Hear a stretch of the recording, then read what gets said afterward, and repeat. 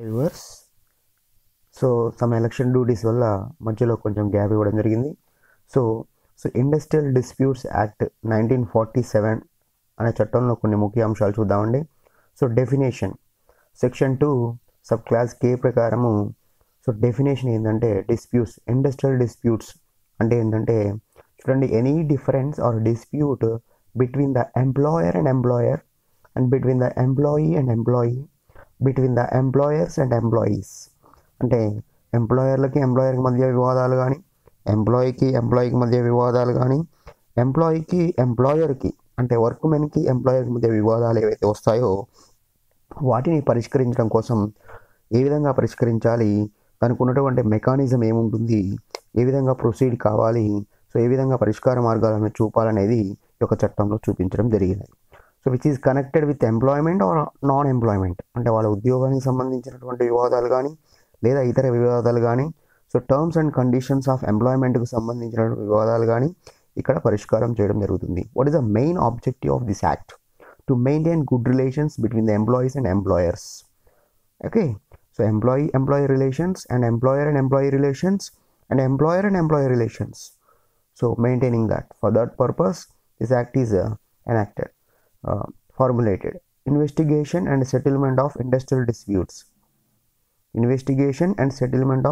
disputes. So whatever the disputes arises in the particular industry, so that is identified and investigated and solve them, and prevent illegal strikes and lockouts. So legal strike lockouts are the right of the workers or workmen, but illegal strikes and lockouts are not to do. So according to Industrial Dispute Act, this is prevented. So relief to employees and workmen in the matter of layoffs and retrenchments. So temporarily we are removing the employees. Okay, the employer is remove them so from the employment. At the situation layoffs and retrenchments, any dispute arises, that is also solved by this act. And promotion of collective bargaining. Okay, if any kind of discussion with the particular trade union, if it is solved, so collective bargaining and maintenance of peaceful work and culture in the industry. So maintenance of peaceful work culture in the industry, this is the main objective of formulation of this act. And the applicability of the act, the whole India is applicable to whole India, including Jammu and Kashmir. So what are the important terms we are going to see in this particular act is terms. What are those? Appropriate government. So ఇక్కడ పక్కన section రాసా చూడండి. Respect to section 2A, arbitrator, wages, industry, workmen, okay, industrial establishment, public utility service, settlement, industrial dispute, so authorities. At the same time here some of the legal authorities and some of the non-legal authorities. So works committee section 3, conciliation officers section 4, board of conciliation, court of inquiry, labor court, industrial tribunal, national tribunal. So these are the sections. At the same time some more points. So ఈ యొక్క చట్టంలో in this act there are 7 chapters and 40 sections and 5 schedules are there. Is also important point. And before independence industrial disputes were being settled under the provisions of the trade disputes act. అంటే ఈ యొక్క industrial disputes act చట్టం రావడానికంటే ముందు so trade disputes act 1929 ద్వారా ఈ యొక్క వివాదాలు అనేవి పరిష్కరించేవాళ్ళు. ఇది కూడా అడగవచ్చు, ఇంతకుముందు ఏ చట్టం ఉండేది? సో ట్రేడ్ డిస్ప్యూట్స్ యాక్ట్ 1929 ఈ చట్టం రావడానికంటే ముందు. సో దాంట్లో కొన్ని అమెండ్మెంట్ తీసుకొచ్చి కొన్ని మార్పులు తీసుకొచ్చి 1947లో ఇండస్ట్రియల్ డిస్ప్యూట్స్ యాక్ట్ అనేది తీసుకురావడం జరిగింది. So it is came in to force. అంటే ఎప్పటి నుంచి అమల్లోకి వచ్చిందంటే 1947 ఏప్రిల్ 1. సో మనకు ఆగస్టులో వచ్చింది స్వతంత్రం, బట్ ఈ యాక్ట్ అనేది ఏప్రిల్ 1, 1947 నుంచే అమల్లోకి వచ్చింది. So appropriate government. So what is appropriate government? So మనకు తెలుసు central government, state government. So state government, central government అండర్టేకింగ్లో నడుస్తున్నటువంటి అలాగే షేర్ హోల్డింగ్లో నడుస్తున్నటువంటి different public sector units. Example FCI, LIC, employee state insurance corporation, industrial financial corporation of India, ONGC, so like that Airports Authority of India, so NHB, National Housing Board, air transport services, banking services, insurances, companies, mines, oil fields, all the major ports, including state government and its corporations also. Okay, comes under appropriate government. Next, go to arbitrator. Arbitrator is the umpire of the particular dispute solving person. So okay, ఏదైనా dispute వచ్చినప్పుడు ఆ umpire లాగా arbitrator అంటే సింపుల్గా చెప్పాలంటే mediator, మధ్యవర్తి. So డిస్ప్యూట్ని ఏ విధంగా solve చేయాలి. So A person who is appointed to determine differences and disputes between the two parties. Is there any difference between the two employees, or employer and employee, or both the employees or more the employees? That dispute is solved by the arbitrator, is also called umpire. Okay, in cricket match, who is the umpire? So who is called umpire? So he is solving the problems, he is giving decisions whether it is out or not. Okay, the over is completed or not, decided by the umpire of the match. At the same time, here also the arbitrator is the umpire of the particular dispute solving person. So next, wages. Wages means all the remuneration capable of being expressed in terms of money for his or her employment. So మొత్తం దాన్ని అయితే మనం మనీలో express చేయగలగాలి. దాని remuneration అంటాము. అతను employment దేనికోసం జాయిన్ అయ్యాడంటే రెమ్యునరేషన్ పొందడం కోసము, పని చేసినందుకు అతనికి ప్రతిఫలం ఇవ్వడం జరుగుతుంది. దాన్ని ఇక్కడ వేజెస్గా తీసుకోవడం జరుగుతుంది. What you mean by industry? Industry means systematic activity carried by the cooperation between the employer and workman. So whether such workmen are employed by directly or indirectly, that means through the contractor also, the production of goods and supply of goods, or distribution of goods and services with a view to satisfying the human wants. Okay, so with a mode of earning profit, that is called industry. Industry అంటే ఒక పరిశ్రమను ఎందుకు స్థాపించాము?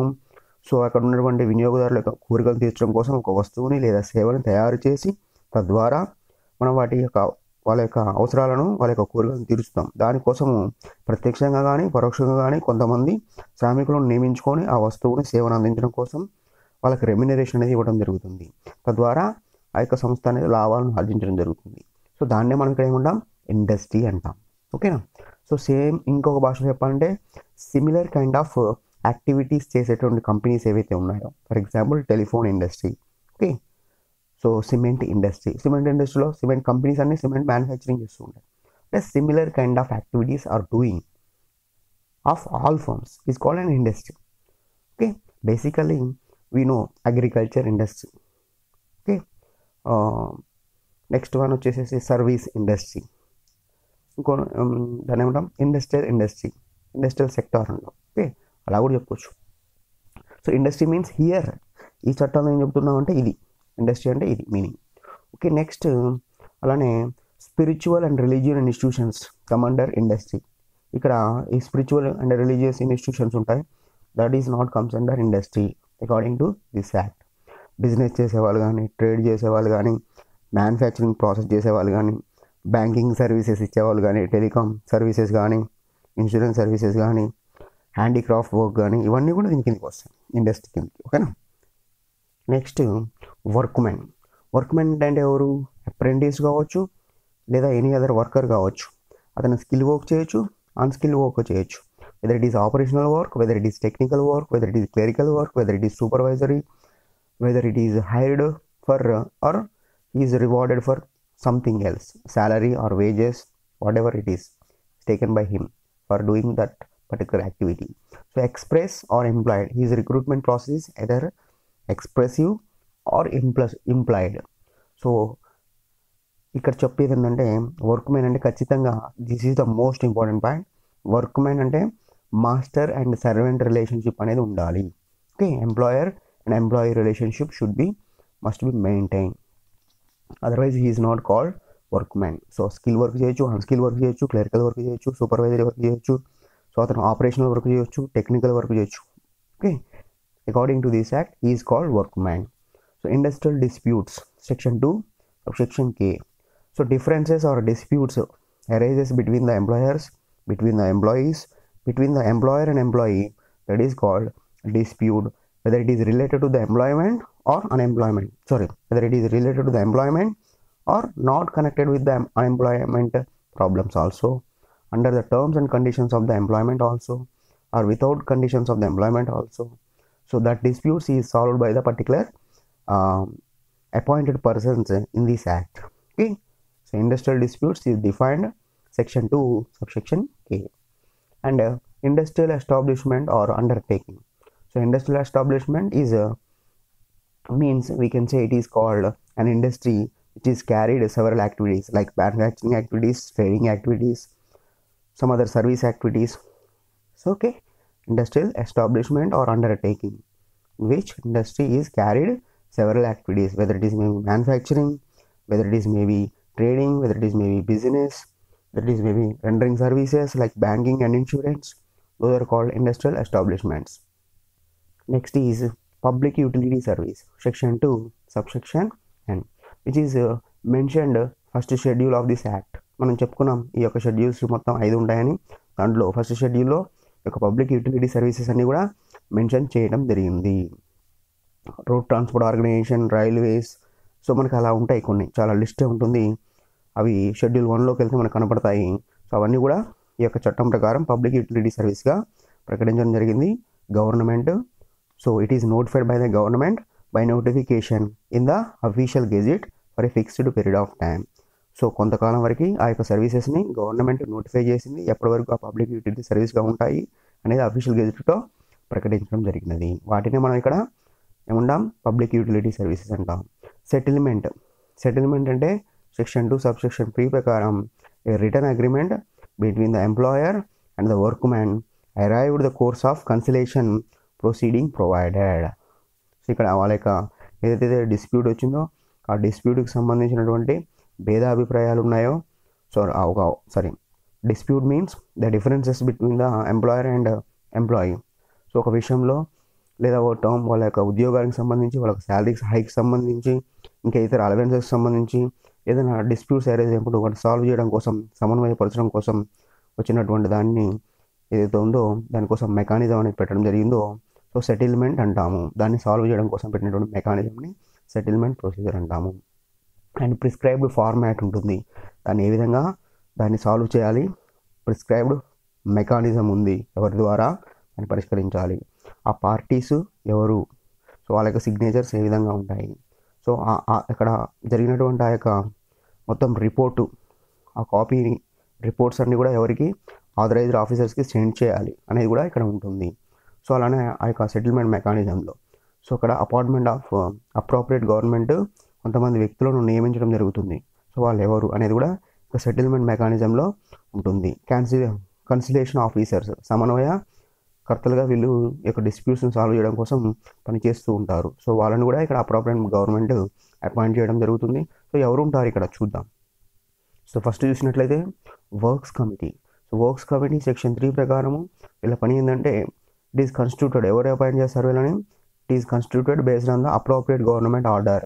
Appropriate government order వస్తుంది, దాని ప్రకారం వీళ్ళు ఇక్కడ ఏర్పడడం జరుగుతుంది ఈ యొక్క వర్క్ కమిటీ అనేది, which is applicable to industrial establishments which 100 or more workmen preceding 12 months. అంటే గత 12 నెలల్లో 100 లేదా అంతకంటే ఎక్కువ మంది ఎంప్లాయీస్ ఉన్నటువంటి లేదా రిక్రూట్ చేసుకున్నటువంటి ప్రతి సంస్థ కూడా ఇక్కడ ఏం చేయాలంటే ఇండస్ట్రియల్ డిస్ప్యూట్స్ని which is applicable to industrial establishments అందరూ కూడా ఈ యొక్క వర్క్ కమిటీస్ అనేది ఏర్పాటు చేయాలి. It consist of 2 types of persons, representative of employees and workmen. So employees workmen ఉంటారు దీంట్లో మెంబర్గా. సో వర్క్మెన్ కొంతమందిని రిప్రజెంటేటివ్గా పెట్టుకోవడం జరుగుతుంది. సో వాళ్ళని రిప్రజెంటేటివ్ ఎంప్లాయీస్ అంటాము. So representative employees shall not less than the representative employers. అంటే ఎంప్లాయీస్ కంటే ఇక్కడ రిప్రజెంటేటివ్ ఎంప్లాయీస్ అనేవాళ్ళు తక్కువ కాకుండా వీళ్ళని ఉంచాలి. So representative employees shall not less than the representative employers. Employers and employees represent చేసేటువంటి, ఎవరికి రిప్రజెంట్ చేయబోతున్నాం మనం, ఎంప్లాయర్స్, వాళ్ళకంటే తక్కువ కాకుండా ఇక్కడ రిప్రజెంటేటివ్ ఎంప్లాయీస్ అనేవాళ్ళు ఉండాలి. So next one cancellation officers. అదేవిధంగా మనం ఇంకా కొన్ని పాయింట్లు కూడా మన వర్క్ కమిటీ సెక్షన్ 3 ప్రకారం ఇంకో కొన్ని points. The workmen representative chosen from among the workmen engaged in the establishment in consultation with their trade union if registered under the Trade Union Act. అంటే వర్క్మెన్ వాళ్ళు అక్కడ మెంబర్స్గా ఎవరు రిప్రజెంటేటివ్స్గా ఉంటారో వాళ్ళు ఖచ్చితంగా అక్కడ ఉన్నటువంటి ఎంప్లాయ్మెంట్లో ఆ వర్క్ చేసే ఎంగేజ్ చేసేటటువంటి వ్యక్తులనే ఇక్కడ వర్క్మెన్ కమిటీలో మెంబర్స్గా అపాయింట్ చేయాలి. ఇఫ్ ఇట్ ఈస్ సో అక్కడ ఖచ్చితంగా వాళ్ళ కన్సల్టేషన్స్ కూడా ఆ ట్రేడ్ యూనియన్ కన్సల్టేషన్స్ కూడా తీసుకోవాలి. Even though if it is registered under trade union act 1926. At the same time it shall be the duty of the works committee. అంటే ఇక work committee యొక్క మొత్తం ప్రధాన ఉద్దేశం ఏంటంటే for securing and preserving the ఎమ్యూనిటీ and good relations between the employer and employee. ఇక్కడ ఏదైతే disputes వస్తున్నాయో రాకుండా ఆ యొక్క ఇండస్ట్రీ ఎస్టాబ్లిష్మెంట్ అనేది సాఫీగా పనిచేసుకోవడం కోసం ఇక్కడ ఈ యొక్క వర్క్ కమిటీ అనేది సాల్వ్ చేయాలి. ఆ యొక్క ప్రాబ్లమ్ని సాల్వ్ చేసి వర్క్ అనేది డిలే కాకుండా చూడాల్సిన బాధ్యత వర్క్మెన్ కమిటీకి ఉంటుంది, వర్క్స్ కమిటీకి ఉంటుంది. నెక్స్ట్ చూసినట్టయితే మనకి కన్సిలేషన్ ఆఫీసర్స్ ఉంటారు. వీళ్ళ సమన్వయ అధికారులుగా చెప్పుకోవచ్చు మనం. సెక్షన్ 4 ప్రకారం అప్రోప్రియేట్ గవర్నమెంట్ అనేది వీళ్ళని అపాయింట్ చేయడం జరుగుతుంది ఒక పర్టికులర్ డిస్ప్యూట్స్ని సాల్వ్ చేయడం కోసం. సో డిస్ప్యూట్స్ అంటే చెప్పే కదా, టెంపరీ లే ఆఫ్స్ కావచ్చు, పర్మనెంట్ లే ఆఫ్స్ కావచ్చు, లేకపోతే రిట్రెచ్మెంట్స్ కావచ్చు. అంటే వాళ్ళని శాశ్వతంగా వాళ్ళని ఉద్యోగం నుంచి తొలగించవచ్చు కారణాలు లేకుండా, లేదా సడన్గా ఎంప్లాయర్ అతని మీద కోపంతో, రివెంజ్తోని, లేదా పనిష్మెంట్తోని. సో అలాంటి ప్రాబ్లమ్స్ అనేవి వస్తుంటాయి. శాలరీస్ డిలే చేయవచ్చు, పెంచడం, హైక్స్ ఇవ్వడంలో డిలే జరగవచ్చు, శాలరీస్ పెంచడంలో డిలే జరగవచ్చు, ఇవ్వడంలో డిలే జరగవచ్చు. ఇంకా అదర్ ప్రాబ్లమ్స్, అలవెన్సెస్ ప్రొవైడ్ చేయడంలో డిలే జరగవచ్చు, లేదా వాటిని తక్కువగా ప్రొవైడ్ చేయవచ్చు, కొంతమందిగా ప్రొవైడ్ చేయవచ్చు. సో అలాంటి ప్రాబ్లమ్స్ ఏవైతే ఉన్నాయో వాటన్నింటిని పరిష్కరించడం కోసం ఏదైనా ప్రాబ్లమ్స్ వచ్చినప్పుడు కన్సిలేషన్ ఆఫీసర్స్ అనే వాళ్ళు కూడా దోహదపడతారు. వీళ్ళని ఎవరిని అపాయింట్ చేస్తారు? Appropriate government. స్పెసిఫైడ్ ఏరియాకి ఒక్కొక్క కన్సిలేషన్ ఆఫీసర్స్ని అపాయింట్ చేస్తారు, లేదా స్పెసిఫైడ్ ఏరియాలో స్పెసిఫైడ్ ఇండస్ట్రీకి కూడా ప్రత్యేకంగా ఒక కన్సిలేషన్ ఆఫీసర్స్ని అపాయింట్ చేయడం జరుగుతుంది. సో వీళ్ళు పర్మనెంట్గా అపాయింట్ చేయొచ్చు, వీళ్ళని టెంపరీగా అపాయింట్ చేయొచ్చు. అలానే board of conciliation. So conciliation ఆఫీసర్స్తో పాటుగా వాళ్ళకి ఒక బోర్డు కూడా ఉంటుంది సెక్షన్ 5 ప్రకారము. సో దీనికి ఒక చైర్మన్ ఉంటాడు, 2 లేక నలుగురు మెంబర్స్ కూడా ఈ యొక్క బోర్డ్ ఆఫ్ కన్సిలేషన్స్కి ఉంటారు. ఇక్కడ వీళ్ళని కూడా ఎవరు అపాయింట్ చేయడం జరుగుతుందంటే అప్రోప్రియేట్ గవర్నమెంట్ పర్టికులర్గా ఒక నోటిఫికేషన్ ఇష్యూ చేసి అఫీషియల్ గెజిట్లో పెట్టి ఈ యొక్క బోర్డ్ ఆఫ్ కన్సిలేషన్ని అపాయింట్ చేయడం జరుగుతుంది. దీంట్లో ఒక వ్యక్తిని ఖచ్చితంగా చైర్మన్గా ఎన్నుకోవడం జరుగుతుంది. He shall be independent person అయి ఉండాలి. ఖచ్చితంగా అతను దాంట్లో ఉన్నటువంటి చైర్మన్ ఇండిపెండెంట్ పర్సన్ అయి ఉండాలి. సో ఒక చైర్మన్ ఉంటాడు, 2 లేదా నలుగురు మెంబర్లుగా, సభ్యులుగా దీంట్లో ఉండాలి. దీన్ని బోర్డ్ ఆఫ్ కన్సిలేషన్ అంటాం. కన్సిలేషన్ ఆఫీసర్స్ అండ్ వాళ్ళకు ఒక బోర్డు కూడా ఉంటుంది. ఆ బోర్డులో ఒక చైర్మన్ ఉంటాడు, 2 లేదా నలుగురు మెంబర్స్ కూడినటువంటి ఈ యొక్క బోర్డ్ ఆఫ్ కన్సిలేషన్ అనేది ఉంటుంది. సో ఈ బోర్డ్ ఆఫ్ కన్సిలేషన్లో సో ఇక్కడ మెన్షన్ చేసే మెంబర్స్ ఎవరైతే ఉన్నారో ఆ మెంబర్స్ అనేవాళ్ళు ఈక్వల్గా ఉండాలి. The other members shall be persons appointed equal members to represent the parties to the disputes. So ఆ డిస్ప్యూట్కి సంబంధించిన పార్టీ ఎవరైతే ఉన్నారో ఆ పార్టీస్ ఖచ్చితంగా ఒక పర్టికులర్ వ్యక్తిని ఇక్కడ ఒక పార్టీని ఆ డిస్ప్యూట్స్ సంబంధించినటువంటి వ్యక్తుల్ని ఇక్కడ రిప్రజెంటేటివ్గా ఎన్నుకోవడం జరుగుతుంది. సో ఇక్కడ on the recommendations of the parties concerned if the party fails to make recommendations forced within the prescribed time. Prescribe చేసినటువంటి టైంలో ఆ పార్టీకి సంబంధించినటువంటి డిస్ప్యూట్స్ని పరిష్కరించినట్లయితే appropriate government may appoint such persons. So things to fit, దానికి ఎవరైతే ఆ ప్రాబ్లమ్ సాల్వ్ చేయడానికి సూట్ అవుతారనుకుంటే వాళ్ళని మళ్ళీ తీసేసి వేరే వాళ్ళని దాని ప్లేస్లో వీళ్ళని అపాయింట్ చేసే అధికారం కూడా అప్రోప్రియేట్ గవర్నమెంట్కి ఉంటుంది. అయితే ఈ యొక్క బోర్డ్ ఆఫ్ ఏదైతే చెప్పుకున్నామో, సో ఇక్కడ మనం బోర్డ్ ఆఫ్ చూడండి, బోర్డ్ ఆఫ్ కన్సిలేషన్ అని చెప్పుకున్నాం కదా.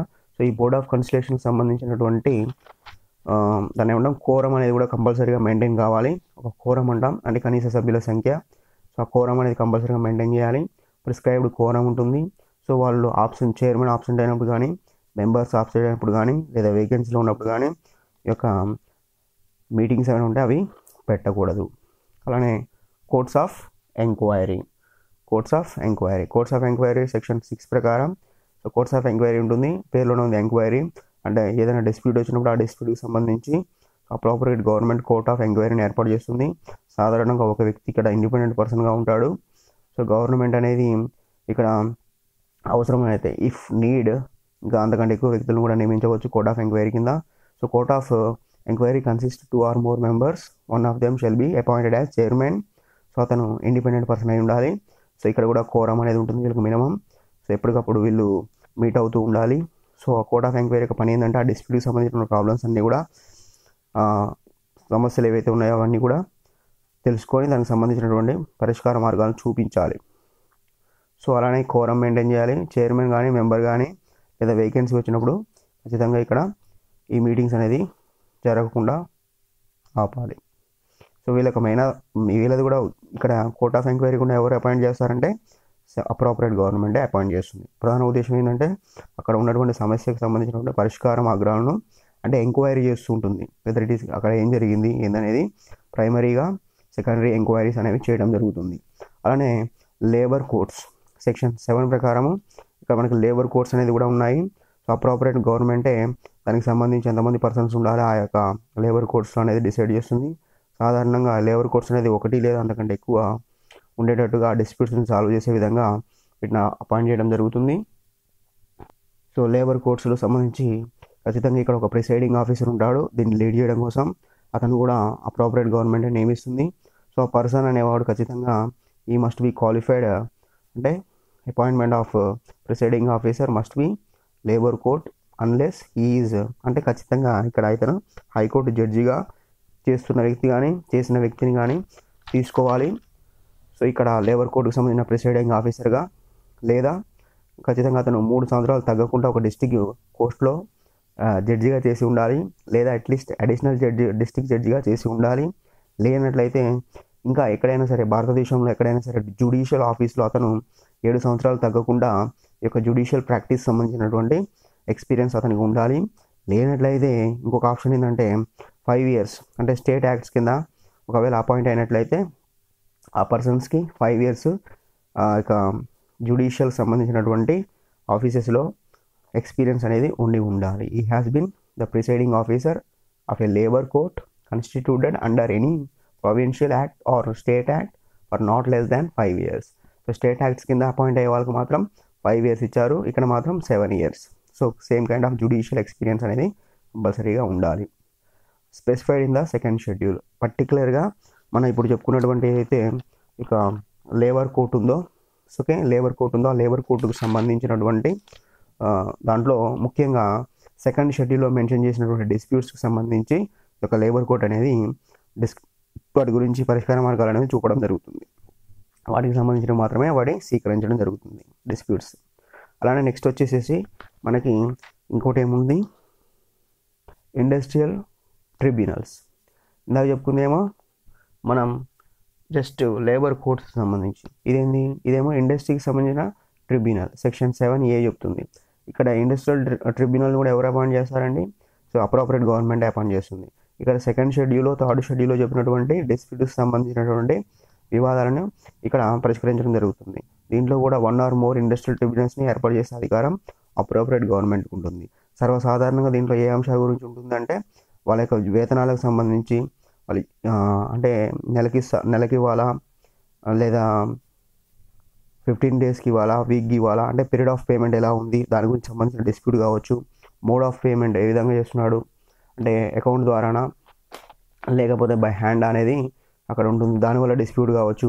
ఇంకా అలవెన్సెస్ సంబంధించిన డిస్ప్యూట్స్ కావచ్చు, అవర్స్ ఆఫ్ వర్క్ డిస్ప్యూట్ కావచ్చు, రెస్ట్ ఆఫ్ ఇంటర్వెల్స్ కావచ్చు, లీవ్ విత్ వేజెస్ కావచ్చు, హాలిడేస్ సంబంధించి కావచ్చు, డిస్ప్యూట్స్ బోనస్ సంబంధించి కావచ్చు, సో షిఫ్ట్ వర్కింగ్ కావచ్చు, క్లాసిఫికేషన్ ఆఫ్ గ్రేడ్స్కి సంబంధించి కావచ్చు, రేషనలైజేషన్ గురించి కావచ్చు, సో రిట్రెచ్మెంట్స్ గురించి కావచ్చు, రూల్స్ ఆఫ్ డిసిప్లిన్ కావచ్చు. So these are the problems. అంటే ఈ యొక్క డిస్ప్యూట్స్కి సంబంధించిన వివాదాలను మాత్రమే ఇక్కడ ఇండస్ట్రియల్ ట్రిబ్యునల్ అనేది స్వీకరించడం జరుగుతుంది. దానికి సంబంధించినటువంటి వాటిని గురించి చెప్పడం జరుగుతుంది. అయితే ఇక్కడ ఈ యొక్క ఇండస్ట్రియల్ ట్రిబ్యునల్లో సెక్షన్ 7A ప్రకారము ఇక్కడ కూడా ఒక పర్సన్ అనేవాళ్ళు ప్రిసైడింగ్ ఆఫీసర్గా అపాయింట్ చేయడం జరుగుతుంది. సో ఇక్కడ ఆ ప్రిసైడింగ్ ఆఫీసర్ కూడా సేమ్ క్వాలిఫికేషన్స్ అనేవి ఇక్కడ ఉండాలి. మనం ఇందాక చెప్పుకున్నాయే హైకోర్టు జడ్జి అయి ఉండాలి, లేదా అట్లీస్ట్ 3 years అతను డిస్ట్రిక్ట్ జడ్జిగా వ్యవహరించి ఉండాలి, లేదా అడిషనల్ డిస్ట్రిక్ట్ జడ్జిగా వ్యవహరించి ఉండాలి. సో ఇక్కడ ఈ 2 మాత్రం చెప్పారు. వేరే జ్యుడిషియల్ ఆఫీసెస్లో 7 years ఎక్స్పీరియన్స్ ఉన్న వాళ్ళకి అవకాశం ఉంటుందని చెప్పాం మనం. అక్కడ లేబర్ దాన్ని ఏమంటాం, దీనికి ముందు చెప్పుకున్నటువంటి దాంట్లో మనం ఇండస్ట్రియల్ ట్రిబ్యునల్స్ కదా ఇది, అదేమో మనకు వచ్చేసేసి ట్రిబ్యునల్గా చెప్పుకున్నాం. ఆ ట్రిబ్యునల్స్లో మనకి అవకాశం లేదు. నేషనల్ ట్రిబ్యునల్, అలానే ఇక్కడ వచ్చేసి మనకి ఇండస్ట్రియల్ ట్రిబ్యునల్. ఫస్ట్ మనం చెప్పుకున్న దాని ప్రకారం చూసినట్లయితే లేబర్ కోర్ట్స్ అంటాం. సో ఆ లేబర్ కోర్ట్స్లో మాత్రం 3 ఉన్నాయి, ఇక్కడ మాత్రం ఒకటే ఉంటుంది. సో నెక్స్ట్ అంటే ఇండస్ట్రియల్ ట్రిబ్యునల్లో క్వాలిఫికేషన్స్ ఏమి ఉండాలి ప్రిసైడింగ్ ఆఫీసర్స్ కంటే, హైకోర్టు జడ్జి అయి ఉండాలి, 3 years not less than district judge are additional judge కంపల్సరీగా అయి ఉండాలి. అంటే 3 సంవత్సరాలు పైన ఉండాలి, కానీ 3 సంవత్సరాల కింద ఉన్న వాళ్ళని ఇక ప్రిసైడింగ్ ఆఫీసర్స్గా ఇండస్ట్రియల్ ట్రిబ్యునల్కి అపాయింట్ చేయకూడదు. ఈ అపాయింట్మెంట్ అనేది మనం ఖచ్చితంగా ఎవరి చేతిలో ఉంటుంది, అప్రోప్రియేట్ గవర్నమెంట్ చేతిలోనే ఉంటుంది. అలానే లాస్ట్కి వచ్చినట్లయితే మనకి నేషనల్ ట్రిబ్యునల్స్ కూడా ఉంటాయి. సో నేషనల్ ట్రిబ్యునల్స్ అనేవి సర్వసాధారణంగా ఇవి కొంచెం ఎక్కువ ప్రభావం చూపించేటువంటి డిస్ప్యూట్స్ ఉంటాయి. ప్లస్ ఇక్కడ ఉన్నటువంటి ఎస్టాబ్లిష్మెంట్స్ ఏవైతే అవి 2 లేదా అంతకంటే ఎక్కువ రాష్ట్రాలకు విస్తరించి ఉంటాయి ఎస్టాబ్లిష్మెంట్స్. అక్కడ వచ్చేటువంటి డిస్ప్యూట్స్ కూడా అదేవిధంగా 2 లేదా అంతకంటే ఎక్కువ రాష్ట్రంలో ఉన్నటువంటి ఆ యొక్క వర్క్మెన్స్కి సంబంధించినటువంటి డిస్ప్యూట్స్గా ఉంటాయి కాబట్టి సో ఒక ఇంట్రెస్ట్ చూడండి ఇక్కడ. So national tribunals section 7B ప్రకారం సో వీళ్ళని కూడా సెంట్రల్ గవర్నమెంట్ నోటిఫికేషన్ ద్వారా గెజెట్లో పెట్టేసి అపాయింట్ చేయడం జరుగుతుంది. 1 or more నేషనల్ ట్రిబ్యునల్స్ను ఏర్పాటు చేసే అధికారం ఉంది సెంట్రల్ గవర్నమెంట్ ఆర్ అప్రోప్రియేట్ గవర్నమెంట్కి. And central government involves questions of national importance, అంటే దాని ఏమంటాం దేశ ప్రాముఖ్యత కలిగినటువంటి అంటే ఎక్కువ పరిధి కలిగినటువంటివి దాన్ని పరిష్కరించడం కోసం, అంటే 2 లేదా 3 రాష్ట్రాలు సంబంధించినటువంటి ఎస్టాబ్లిష్మెంట్స్ ఉన్నట్లయితే సో అటువంటి వాటిలో వచ్చినటువంటి వివాదాలను పరిష్కరించడం కోసం ఒక నేషనల్ ట్రిబ్యునల్, అంటే దీని యొక్క పరిధి అనేది కొంచెం పెద్దది. సో ఇక్కడ కూడా సేమ్ చెప్పారు చూడండి, industrial establishments situated in more than 1 state to be increased in or affected by such disputes. So national tribunal consist 1 person only. ఇక్కడ కూడా దీంట్లో ఓన్లీ 1 person ఉంటాడు. He must be appointed by the so appropriate government. So అతను ఖచ్చితంగా అక్కడ apartment government అతను కూడా appoint చేయడం జరుగుతుంది. ఇక్కడ పిఓ వచ్చేసి ప్రిసైడింగ్ ఆఫీసర్ ఖచ్చితంగా హైకోర్టు జడ్జి అయి ఉండాలి, ఓకేనా, హైకోర్టు జడ్జి అయి ఉండాలి. డిస్ట్రిక్ట్ జడ్జి 7 years ఎక్స్పీరియన్స్ ఉన్నా సరే, 5 years ఎక్స్పీరియన్స్ ఉన్నా ఇక్కడ తీసుకోరు. Only 1 qualification for national tribunal, that is high court judge ఖచ్చితంగా అయి ఉండాలి. మిగతావి ఏమి కూడా ఉన్నా సరే తీసుకోరు. ప్లస్ ఇక్కడ 2 advisorsని కూడా అపాయింట్ చేయవచ్చు, ఓకేనా. దేనికోసము, సో ఏదైనా వివాదం వచ్చినప్పుడు ఆ వివాదాన్ని ఏ విధంగా పరిష్కరించాలనే దానికోసం ఆ యొక్క జడ్జిమెంట్ రావడానికంటే ముందు ఈ యొక్క 2 advisorsని అపాయింట్ చేసుకొని తద్వారా వాటిని పరిష్కరించుకోవచ్చు. అదేవిధంగా మనం చూసినట్టయితే నెక్స్ట్ డిస్క్వాలిఫికేషన్ సెక్షన్ 7C ప్రకారము ఈ యొక్క లేబర్ కోర్టు కానీ, ఇండస్ట్రియల్ ట్రిబ్యునల్ కానీ, నేషనల్ ట్రిబ్యునల్ కానీ సో ప్రిసైడింగ్ ఆఫీసర్స్ ఎవరైతే ఉన్నారో వాళ్ళకి సంబంధించినటువంటి డిస్క్వాలిఫికేషన్స్, అంటే వాళ్ళని ఎవరిని తీసుకోవాలి ఎవరిని తీసుకోకూడదు అంటే, no person shall be appointed or continue in the office of the presiding officer of labour court or tribunal or national tribunal if he is not independent person. Independent person ఖచ్చితంగా తీసుకోవాలి, అంటే ఎంప్లాయీ కానీ ఎంప్లాయర్తో సంబంధం లేని వ్యక్తి. He has attained age of 65 years. సంబంధం లేని వ్యక్తి అంటే ఇండిపెండెంట్ పర్సన్ని తీసుకోవాలి, ఇండిపెండెంట్ పర్సన్ కాని వ్యక్తిని తీసుకోకూడదు. ప్లస్ అతనికి 65 సంవత్సరాలు నిండిన వ్యక్తి అయితే అతన్ని కూడా మనం ఇక్కడ పిఓగా ప్రిసైడింగ్ ఆఫీసర్గా తీసుకోకూడదు. అంటే ఫిల్లింగ్ ఆఫ్ వేకెన్సీస్ సెక్షన్ 8 ప్రకారము ఈ యొక్క వేకెన్సీస్ని ఏ విధంగా ఫిల్ చేయాలి, ఇది లేబర్ కోర్టు కానీ, ట్రిబ్యునల్ కానీ, నేషనల్ ట్రిబ్యునల్ కానీ. ట్రిబ్యునల్ అంటే industrial tribunal, national tribunal, labour court, వీటిలో ఉండే ప్రిసైడింగ్ ఆఫీసర్స్ కానీ, లేదా మనకి ఇందాక చెప్పుకున్నటువంటి లేబర్ కోర్టు కానీ, కోర్ట్ ఆఫ్ ఎంక్వైరీ కానీ, వాటిలో ఉండేటువంటి చైర్మన్ కానీ, మెంబర్స్ కానీ, వీళ్ళకి సంబంధించిన వేకెన్సీస్ని ఎవరు ఫిల్ చేస్తారంటే అప్రోప్రియేట్ గవర్నమెంట్ ఫిల్ చేస్తుంది, okay. But in case of national tribunal మాత్రం సెంట్రల్ గవర్నమెంట్. ఇక ఎనీ అదర్ కేసు వచ్చినా సరే అది అంటే ఇంకా వేరే కేసెస్లో నేషనల్ ట్రిబ్యునల్ తప్ప మిగతా అన్నీ కూడా అప్రోప్రియేట్ గవర్నమెంట్కి అధికారం ఉంటుంది. బట్ నేషనల్ ట్రిబ్యునల్ మాత్రం కంపల్సరీగా సెంట్రల్ గవర్నమెంట్ అపాయింట్ చేస్తుంది, ఓకేనా. అకార్డింగ్స్ with the provisions of this act, అంటే ఈ యొక్క చట్టంలో చెప్పినటువంటి వేకెన్సీస్ జరిగినప్పుడు ఏ విధంగా ఫిల్ చేయాలో దాని ప్రకారం ఈ విధంగా నేషనల్ ట్రిబ్యునల్ అయితే సెంట్రల్ గవర్నమెంట్, సో వేరే అయితే లేబర్ కోర్ట్ కానీ ట్రిబ్యునల్ కానీ అయినట్లయితే, లేదా ఇంకా ఏదైనా లేబర్ కోర్ట్ అయినా, లేదా ఇంకా మనకి కోర్ట్ ఆఫ్ ఎంక్వైరీ అయినా, సో వాటికి సంబంధించిన మెంబర్స్ చైర్మన్స్ అన్నింటిని కూడా అప్రోప్రియేట్ గవర్నమెంట్ అపాయింట్ చేస్తారు.